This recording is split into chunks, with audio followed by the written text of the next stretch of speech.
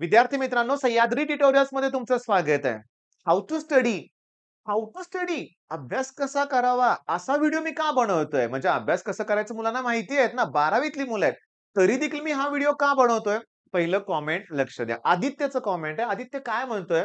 Sir प्रत्येक जण सांगतायत. Everyone just says things like do this today. Okay. Target दिलं जातंय.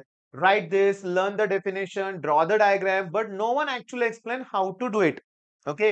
How to study, how to write and how to make it perfect. Okay. आणि तसंच होतंय. करायला सगळेजण सांगतायत ना. सगळेजण सांगतील, "यार फिजिक्स मधले फक्त 5 टॉपिक करून जावा. 7-7 मार्काचे 35 मार्क मिळणार तुम्हाला." नाही होत ना तसं. त्या टॉपिक मधलं काय करायचंय? कसा अभ्यास केला पाहिजे? कुठल्या प्रश्नांची तयारी केली पाहिजे? आय-एम-पी क्वेशन्स कुठले आहेत? सगळ्या गोष्टी वेगळ्या आहेत. इतकं ईझी नाही जात ते. म्हणून तर मुलांना दरवर्षी कमी मार्क पडतायत. हो. तेव्हा आदित्य काय म्हणतोय, की "sir please, please explain how it should be done." आणि तेच मी या व्हिडिओमध्ये एक्सप्लेन करणार आहे. जसं मी सीईटीला गाईड करतो तसं आम्हाला बोर्डसाठी सुद्धा करा असं त्याचं म्हणणं आहे. हो, 5च मिनिटात गाईड करणार आहे. ओके. एक लॉ घेईन, एखादी डेफिनेशन घेईन, एखादं डेरिव्हेशन घेऊन तुम्हाला सांगेन आणि हे सगळं जसं मी इथं सांगतोय ना, तसं आपल्या संघर्ष बॅचमध्ये आपण फिजिक्स आणि केमिस्ट्रीसाठी घेतलंय. ओके. पण तुम्हाला क्लिअरली सांगतो एकाच मिनिटात, की आमची व्हिजन बॅच आहे. व्हिजन बॅच जर असेल तर सगळ्याच बॅचेस त्यात इन्क्लूड होतायत. जसं रँकर टेस्ट सीरीज आणि रँकर कोर्स सुद्धा व्हिजन बॅचच्या मुलांना फ्री मिळणार आहे. सेपरेटली पर्चेस करायची गरज नाही. त्याच्यावर मी डिटेल वेगळा व्हिडिओ बनवेल बरं का. पण महत्त्वाचा मुद्दा हाऊ टू स्टडी. चला कुठला प्रश्न घेतलाय मी? के-सी-एल. का घेतलाय माहितीये का? जेव्हा इंजिनिअरिंगला जाल ना तुम्ही उच्च कॉलेजमध्ये, व्ही-आय-टी असेल, व्ही-आय-टी आलं तोंडात माझ्या, पण असू दे, व्ही-आय-टी सुद्धा बेस्ट कॉलेज आहे. दी बेस्ट कॉलेज आहे. पी-आय-सी-टी पहिलं सी-यू-ई-पी यायला पाहिजे होतं ना. सी-यू-ई-पी, व्ही-जे-टी-आय, वालचंद, पी-आय-सी-टी कुठल्याही कॉलेजमध्ये जावा, करंट इलेक्ट्रिसिटीचा जो तुमच्या टॉपिक मधला क्रिचॉफ्स करंट लॉ हा असणारच आहे लक्षात घ्या. काय आहे करंट लॉ? स्टेटमेंट तुमचं पाठ आहे का रे? सांगतो. मी एक जंक्शन घेतोय. काय घेतोय मी का? जंक्शन. आणि या जंक्शनकडं हे आहे ते येणारे करंट आहेत आणि हा जंक्शन कडून जाणारा करंट आहे. जर मी याला I1 म्हणलं, जर याला मी I2 म्हणलं आणि याला जर मी I3 म्हणलं, तर सिंपल लॉजिक आहे. येणारा करंट आणि जाणारा करंट इक्वल असणार आहे. म्हणजे मला असं मिळणार आहे, की I1 plus I2 that equals to I3. जेवढा करंट येणार आहे तेवढा जाणार आहे. कन्सेप्ट क्लिअर झाली? प्लस इकडेला मायनस होईल. अरे पण हे दोघे इक्वल आहेत हां. दोघे इक्वल आहेत. म्हणजे मी असं करतो, की I1 प्लस I2 आणि मायनस I3 इक्वल टू काय येईल? 0. रिझन काय? की I1 प्लस I2 आणि I3 इक्वल आहेत. म्हणजे याचा अर्थ तुम्ही कुठल्याही जंक्शन जवळ जेवढे करंट येतायत, जातायत त्याची अल्जेब्रिक सम केली, अल्जेब्रिक सम, तर त्याची व्हॅल्यू 0 येणार आहे. झालं की statement. Algebraic sum of current at any junction is always equals to 0. आता करंटचा फॉर्म्युला असतो चार्ज अपॉन टाईम. जेवढा करंट एवढा येतोय तेवढाच जातोय. याचा अर्थ करंटचं कन्झर्वेशन होतंय. डिक्रीज किंवा इन्क्रीज होत नाहीये. म्हणजे इथं charge of conservation of charge हा पण पॉइंट आहे की नाही? बास. क्रॅश कोर्समध्ये पहिल्या 15 मिनिटाचा तुम्ही जर व्हिडिओ बघितला असेल ना आपल्या किंवा जेव्हा आपला रँकर्स कोर्समध्ये ओळीनं जेव्हा करंट इलेक्ट्रिसिटी येईल ना, तुमच्या लक्षात येईल, की याच्यावरचे मी 8-10 क्वेशन्स घेतलेत. ओके. आणि लगेच मी तुम्हाला दाखवतो 2025 चे क्वेशन्स. पण थांबा ना, पुस्तकातलं न्यूमेरिकल बघूया ना आपण, सॉल्व्ह करूया ना. आलेला करंट आहे 17 अँपिअर. बघा मी तुम्हाला सांगतोय. त्यातला 3 अँपिअर करंट गेला. म्हणजे खाली करंट येणार आहे 14 अँपिअर. 14 पैकी 2 अँपिअर करंट गेला. आता इथे प्रिंटिंग मिस्टेक मी अगोदरच सांगतो बरं का. 14 पैकी 2 अँपिअर करंट गेला तर उरले 12 अँपिअर. 12 पैकी इकडे 9 अँपिअर गेलं तर इकडे 3 अँपिअर. अरे त्यांनी तर 7 अँपिअर दिलंय. आताच बोललो मिस्टेक, मिस्टेक लक्षात घ्या. आता मी तुम्हाला सांगतो लक्षात घ्या. ही त्यांची डायरेक्शन चुकले. हा करंट इनकमिंग आहे. म्हणजे मला 14 मध्ये तो 2 ॲड करून खाली घेतला पाहिजे. म्हणजे 16 येईल. 16तनं 9 गेले की मग 7 येणार आहे. अरे पण 8-10 वेळा हा प्रश्न सीईटीत आलाय. हा नाही रे आला. व्हॅल्यू बदललेत. तुम्हाला असं देतात. अशी लाईन असते. आलाय करंट इकडे गेला, इकडे गेला, इकडे गेला, इकडे असा आणि इकडे कुठेतरी आय लिहिलं असतं ना, I equals to question mark. तुम्हाला फक्त काय करायचंय? आलेला करंट कुठला आहे आणि गेलेला कुठला करंट एवढंच फक्त बघायचंय. पण थांबा ना. आदित्यनं काय विचारलं होतं? हाऊ टू डू म्हणजे तुम्हाला काय करायचंय? की कुठलाही लॉ झाला. बघा मी काय सांगतोय, कुठलाही लॉचं स्टेटमेंट नुसतं पाठ करायचं नाहीये. लगेच पुस्तकात त्याच्यावर आधारित सॉल्व्हड प्रॉब्लेम असतोच. तुम्हाला सांगू का? स्टोक्स लॉ फ्लुइडमध्ये आहे solved problem. Laplace law of spherical membrane आहे. पास्कल्स लॉ आहे. मी तुम्हाला सांगतो प्रत्येक लॉ नंतर वेन्स डिस्प्लेसमेंट लॉ न्यूमेरिकल आहे. स्टीफन बोल्ट्झमन लॉ आहे न्यूमेरिकल, म्हणजे लॉ नंतर न्यूमेरिकल आहे ते करायचं आहे. त्याच्यावर सीईटीला प्रश्न आहे. पहिला प्रश्न बघा, व्होल्टेज लॉ आणि current law based on. Current law हा कन्झर्वेशन ऑफ चार्ज आहे आणि व्होल्टेज लॉ हा कन्झर्वेशन ऑफ एनर्जी आहे. Voltage law is consistent with the law of conservation of energy. Thermodynamics, first law of thermodynamics, second law of thermodynamics, Bernoulli's equation, तिथे सुद्धा energies conservation होत आहे किंवा consistence energy आहे. मग law कशाशी रिलेटेड आहे हे पण करायचंय आपल्याला, लक्षात घ्या. स्टेटमेंट परफेक्ट लिहायचं. आता कुठल्याही लॉचं स्टेटमेंट लिहिल्यानंतर फॉर्म्युला लिहायचा. हो, न्यूटन्स लॉ ऑफ विस्कॉसिटी सुद्धा फॉर्म्युला आहे की तो विस्कस फोर्स आहे ना, तो डायरेक्टली प्रपोर्शनल टू एरिया आणि वेलॉसिटी ग्रेडियंट. आणि इथं जो कॉन्स्टंट आहे तो कोइफिशियंट ऑफ विस्कॉसिटी आहे.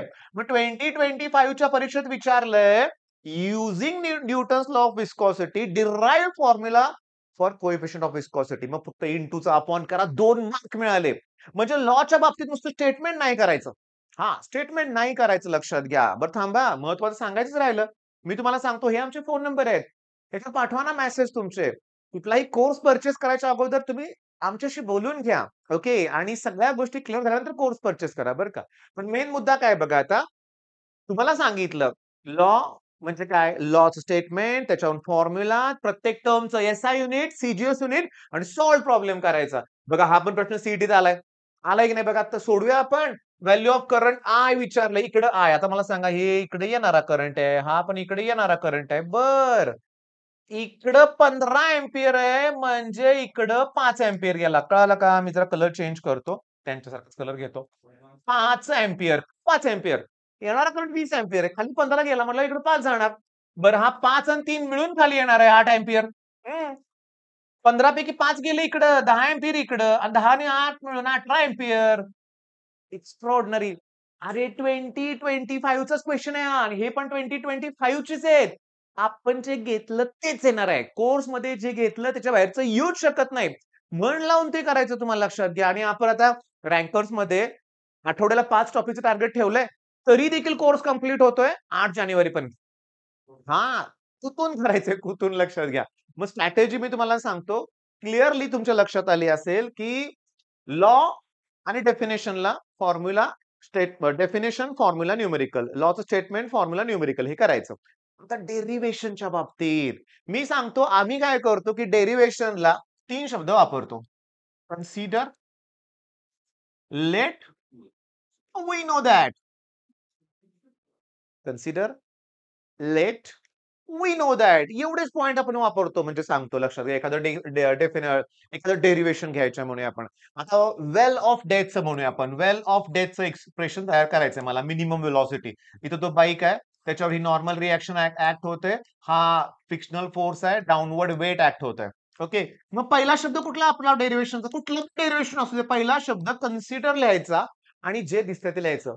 Consider a motorcyclist moving in a well of death किंवा travelling in a well of death. बस, सिंपल एक वाक्य लिहायचं, जे दिसतंय ते लिहायचं. त्याच्यानंतर शब्द कुठला लिहायचा? लेट. मग सांगा, एम म्हणजे काय? मास. जी म्हणजे acceleration due to gravity. N म्हणजे कोण? Normal reaction. हे कोण? Frictional force. V minimum velocity.